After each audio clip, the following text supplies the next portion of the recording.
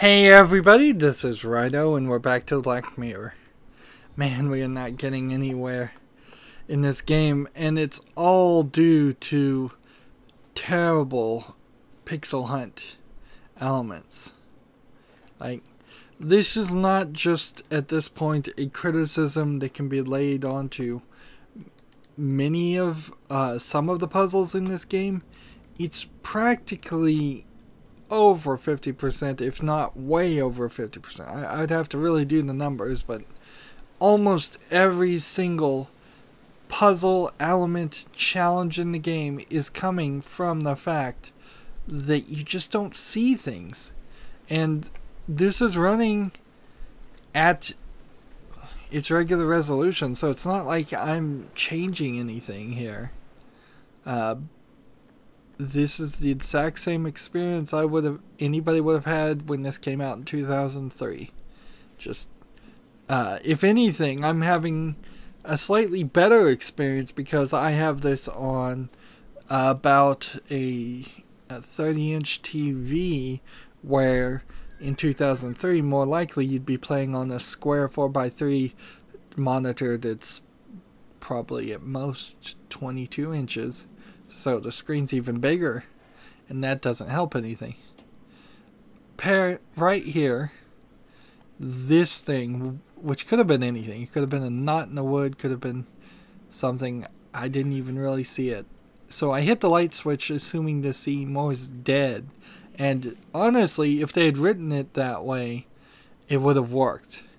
If his body was dead and there was a cap there and I could get hair from his head, that would be cool. But or if his body was burnt and then there was no hair viable, and then you had to find his hat near him to get hair, that would work. Morris's cap.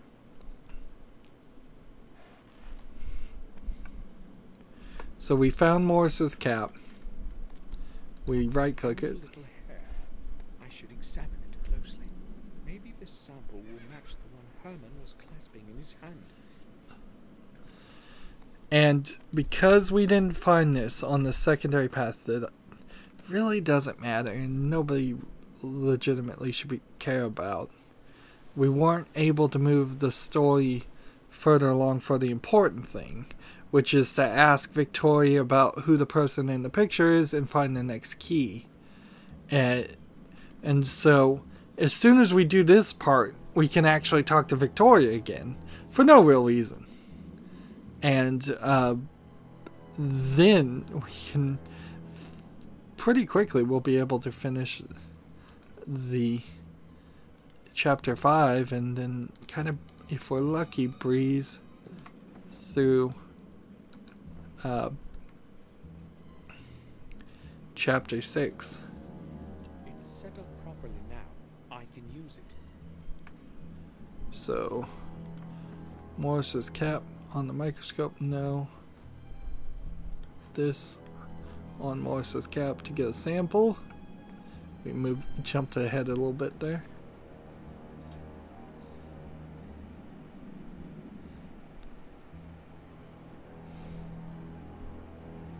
No, Morris isn't the murderer I'm looking for either. But if it isn't him, then who? Then who, really? See, we're playing a main character who hasn't even begun to realize that there is a supernatural element here, which is probably pretty excusable because he hasn't seen any supernatural elements other than the symbols. But it also means our character now just feels really dumb and out of the loop, and the player has a lot of extra information that the main character doesn't, and we are way too far into the game for that to be the case. And see, yeah, you can just talk to Victoria now when you couldn't before because you hadn't triggered some pattern or switch in the game. I would like to ask you about something. I'm listening. And what you ask her about has nothing to do with Morse. So there's literally no logical reason why the game was stopping you from being able to communicate with Victoria. Victoria, I was in Robert's study and I saw a picture of a man that I had never seen before. Is it someone from our family? A picture? You shouldn't have entered that room, Samuel. Robert does not like anyone to go in there, not even me. Let's go with the positive answer. I merely tried to find something that would help us figure out where Robert could be. His things are all in order. Oh, good. He would be angry if he found out that you had been in his study. That picture is a portrait of our ancestor, Lothar Gordon. It was he who founded the sanatorium where Robert works. And when was that? Some 200 years ago. I'm not exactly certain. Ashbury has been a hospital of some kind for quite some time. And I guess we can ask more information. Tell me more about Lothar Gordon. He was chief doctor in a hospital. Kind of pointless to make me click there. In those days, however, they did not speak about therapy or medication. He would probably have carried on with his work if he had not fallen ill. What was his ailment? Over time, that place completely absorbed him. All those mad minds that he was spending days and nights with. In the end, he broke down, and his mind succumbed to insanity too. He died as one of those he was helping. A truly sad end. When Lothar died, where did they bury him? I see you are testing my memory. As far as I know, his body remained there as he wished. They buried him in a modest grave behind the sanatorium. Later, that place turned into a graveyard. Many who died within the walls of the sanatorium found their rest there. Would you please excuse me now, Samuel? So we have the conversation, which should now allow us to actually go back to the sanatorium, which we couldn't go before. Do we have to once again buzz ourselves in? Locked. We have to get buzzed in. It's Samuel Gordon.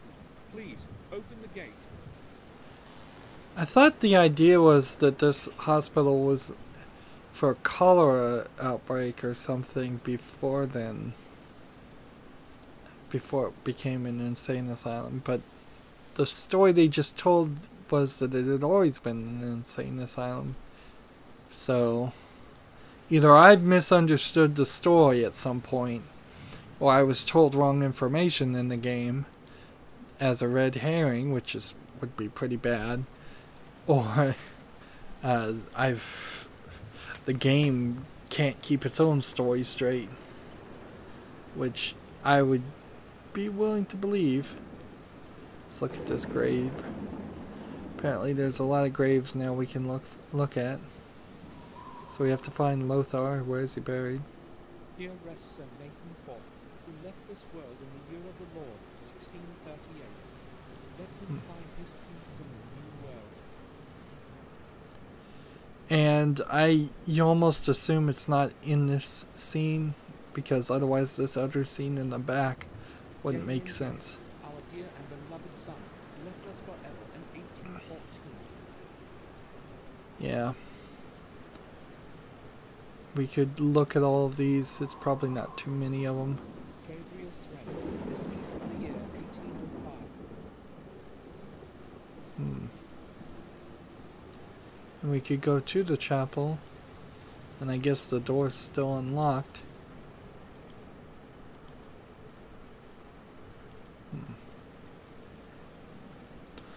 Of course, since you know this is a game, they're not going to have you dig somebody up. Just illegible remains of memorial epitaphs. Like you're not going to go get a shovel and dig somebody up, I don't think. I think it's going to be in one of these tombs where you open the door and there's like a secret. Although, if this was really trying to be more of a horror story, and scary, making somebody dig up a corpse would be one way to do it.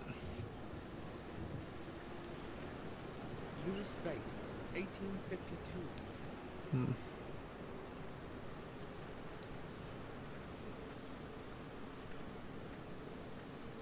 Evelyn, our dear daughter, buried before her 12th birthday. Let her soul find the resting place it couldn't have in this world. Wow. 11 years old and in a sanitarium. It's probably this grave. An unmarked grave. The gory coat of arms. That's likely the grave I'm looking for. I need to remove the shrub first. Alright. Let's be a pyromaniac and burn it. A thorny shrub with thick branches. Okay, so we need some kind of shrub lopper. Or clippers or cutting utensil of some sort. Are we going to once again harass this guy?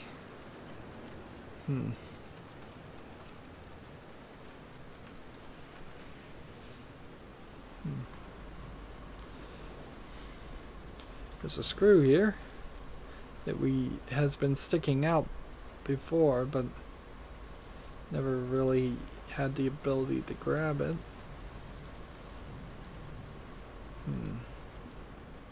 But a screw's not going to be the only thing.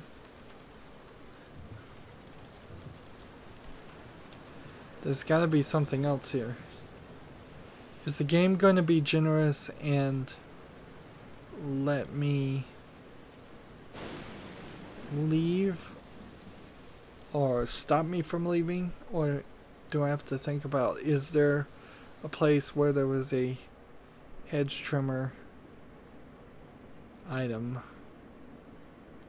Let's see if we can talk to her. We have said everything to each other already.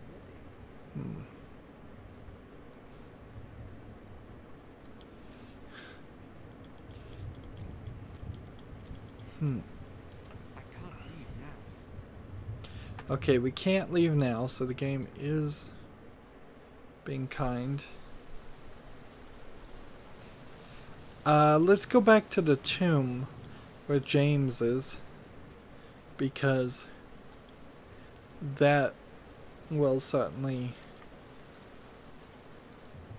there might be something in that tomb that we missed.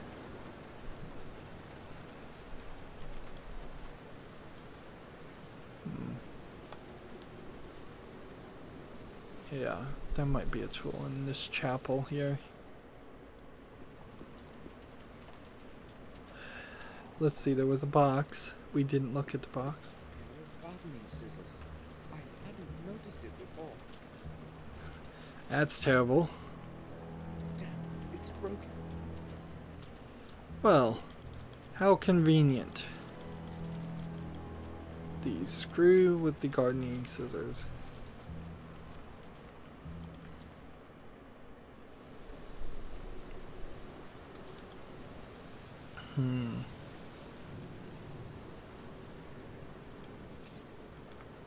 Now, what do we do when we have all the keys?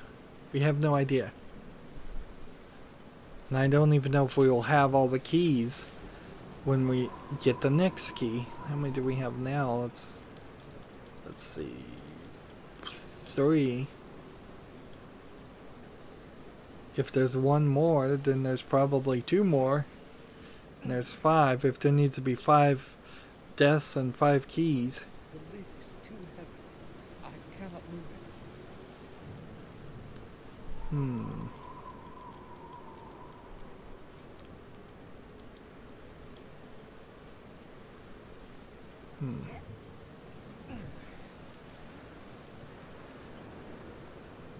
The lid is too heavy.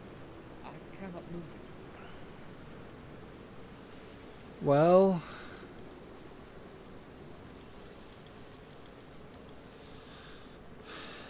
that's got me stumped. I guess we're gonna maybe go back and see if we can find something that we can use as a prying implement.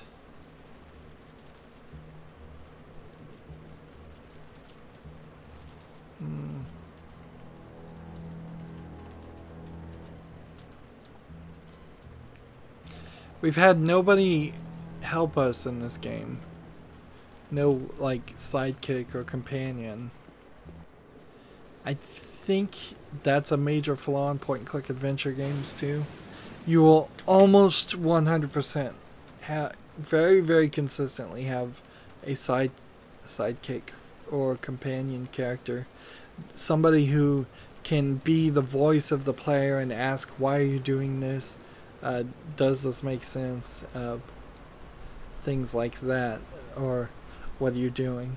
Somebody who can at the very least make a sarcastic remark when you do something silly. Dark corner. So, Trash,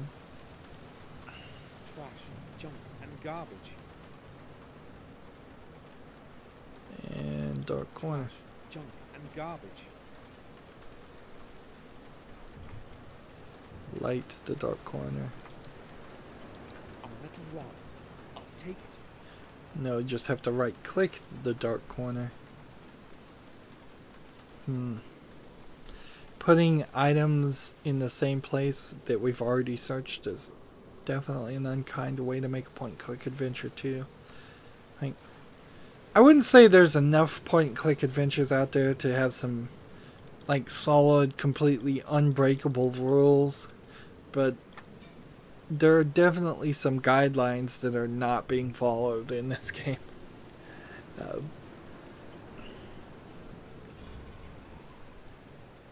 no, the grave is empty.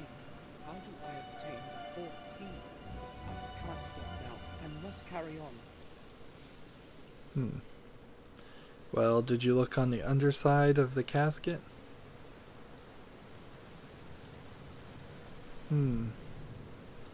Or perhaps the ring? Like, there needs to be something here to interact with.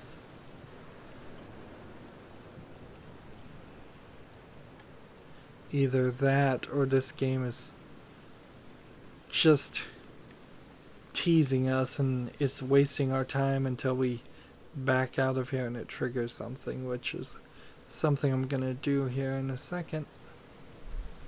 Because if there were holes to put these keys, that would make sense.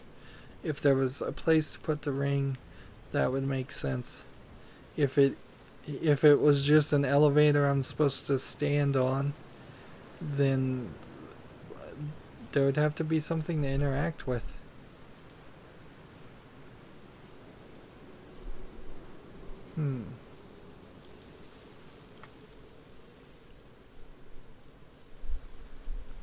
So this has to be a pixel hunt. It just has to.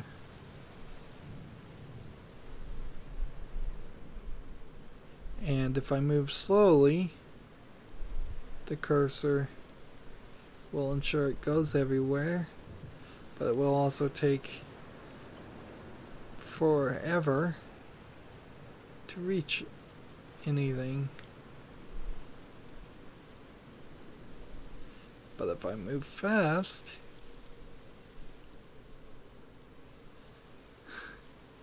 yeah, unless this triggered something somewhere else, which that would make very little sense.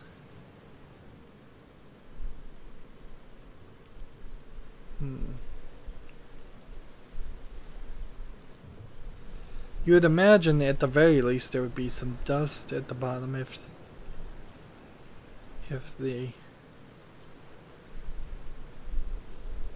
that was the case. That the body had just decayed completely. Are we supposed to pick up James's body?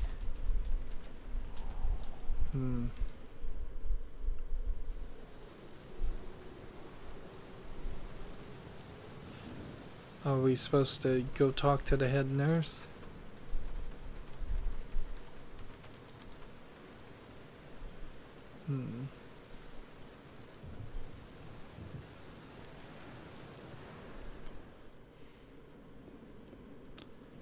Supposed to get some water. Do we have a container for water? May I speak with you? I can talk to her now. Tell me, the old graveyard at the back of the sanatorium, has it always been administered by Ashbury? Yes, as far as I know, it has belonged to Ashbury for at least the past 100 years. And before that? Prior to that, it was part of the Wormhill Parish, I believe. But as I said, that was a very long time ago. Thank you. That's enough. So, the old graveyard was administered by the Wormhill Parish. That's all. Thanks. So, if you're following along, that means it should be at the vicarage. And now we can travel to the vicarage. So they literally had us search one graveyard to then go to another graveyard.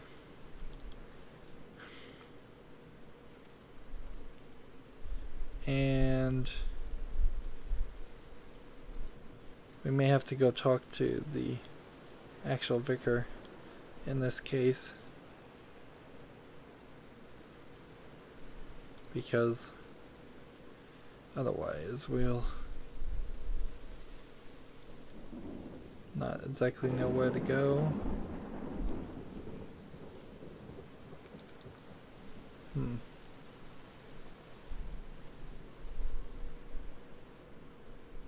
See, we can now enter the church again. And they certainly are reusing things. Big old, you gotta use every scene twice, which isn't terrible video game design, but it's, in a game this long, unnecessary. They certainly had the freedom to have areas only used once. And as it strikes me, we're just gonna talk to the Father Frederick. Father Frederick? Is he the killer? Yes. I doubt it. Can I speak with you? Certainly, my son. Wouldn't it be funny if it was the guy that was praying in this seat last time we were here? He was the killer? Just some random guy you ran into once? I need to research one of my ancestors. Can you help me? I would be happy to help you, but I sense that something is troubling you. Would you like to discuss it?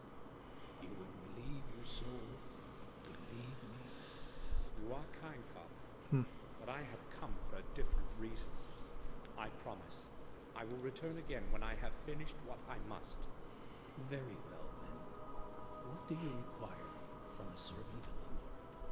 I need to figure out where the remains of Lothar Gordon are preserved. I suspect there might be a record of it in the chronicle of the parish. Our chronicles reach far into the past. I believe I should be able to find the information you need. Please, come back later. It's going to take me a while to locate the record. Thank you, Father. Alright, well, if we're gonna come back later, I imagine we could go see if we could talk to Victoria and Bates, and then hopefully this is, we're never really certain if this was a number of areas you changed Talk to her later. This is not the right time. or if this was a actual timer, or if it was actual triggering of events.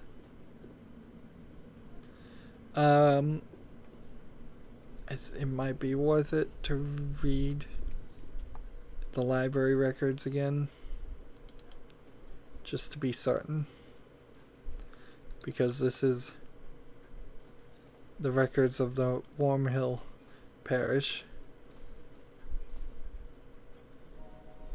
The local parish has been here for a very, very long time. According to the oldest books and records, it has been here for so long that only the walls of our castle may remember its foundation.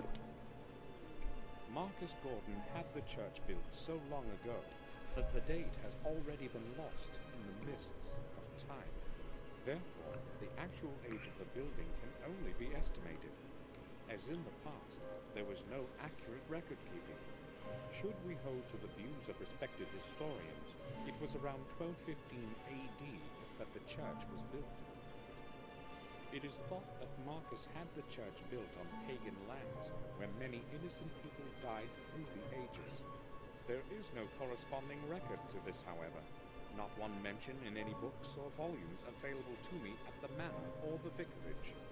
Therefore, from a historic standpoint, this is a mere assumption, or worse, one of the many fictitious legends circulating in these lands. One thing, however, is more certain. It was this age that also gave rise to the academy at Black Mirror. As with Wormhill Church, it was Marcus who was responsible for the construction of such a significant building.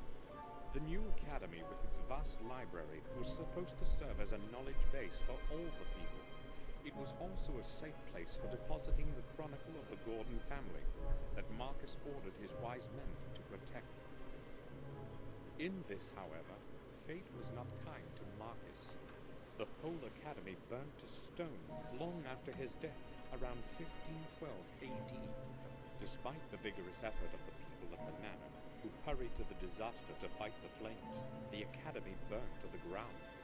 When they saw there was no chance to save the building, they tried to save the records from inside. Not everyone was willing to risk their life in lethal heat for the scraps of paper that had been scribbled over. If it hadn't been for a few brave souls, however, we would have never known who Marcus Gordon was, nor some of the history of Black Mirror Manor, as most chronicles were lost to the flames. Garmoor Gordon perished in the fire at the age of 45. For his bravery, eternal memory is held. There was no one left of the academy to care for the remaining records and old books. Consequently, the volumes that remained were passed on to the Wormhill parish to the safekeeping of Father Matthias. Father Matthias took meticulous care of the historical treasure until his death in 15. This is a lot of dialogue. Holy man, the people of Garmoor Gordon, A lot of dialogue. for the preservation of the chronicle and the old records. Since those times, the Gordon family chronicle has been handed over from one successor of Father Matthias to the next, until today. Recorded by hand of Jeremy Gordon, 1632 AD. So, one of the things to take away from that is that there was an academy somewhere in this place that was burnt to the ground. So, the sanitarium, or the city, or I guess practically anything could have been built on the foundation that once stood the academy. The doctor, mortician's house, that too. The only things we know that it couldn't have been would have been the Black Mirror Mansion and the vicarage, because they were already there and they're still here. You need anything, sir? Not really. I was just passing by. So that was a lot of actual time. I probably might have just gotten away with walking out of the room and walking back in too. We'll just see if that was enough time. We've also found that often you just have to exit a room, talk to him, and then come back and talk to him again. That they specifically program it so you're going to be disappointed at least a couple times first. Have you found anything in the old chronicles yet, Father? It's very important to me. Not yet. You need to be patient, my son. I'll come back later. And so we'll just walk out of the church and walk back in the church and see if he's changed his mind from moving two scenes.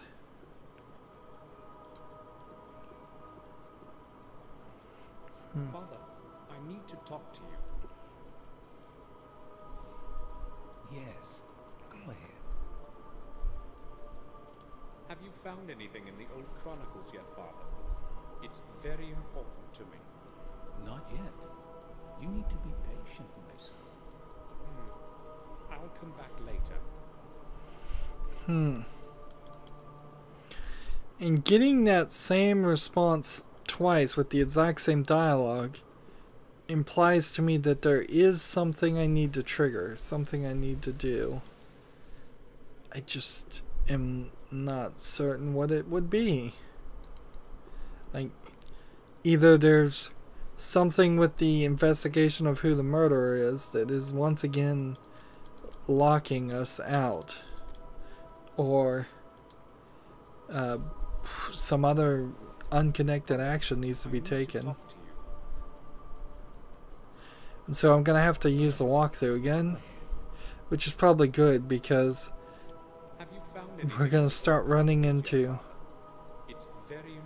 very difficult puzzles. You need to be patient, my son. I'll come back later. So, yeah. So I'll have to look back to the walkthrough yet again. It's every hour on the hour, practically. You're having to look up the answer to some solution, some puzzle. That's it for this recording. As always, I ask you to like, share, subscribe, comment, and watch every second of my videos. If you want a friend to follow me on basically any social media sites, there's a whole bunch of links down below. Thank you for watching. Have a good evening.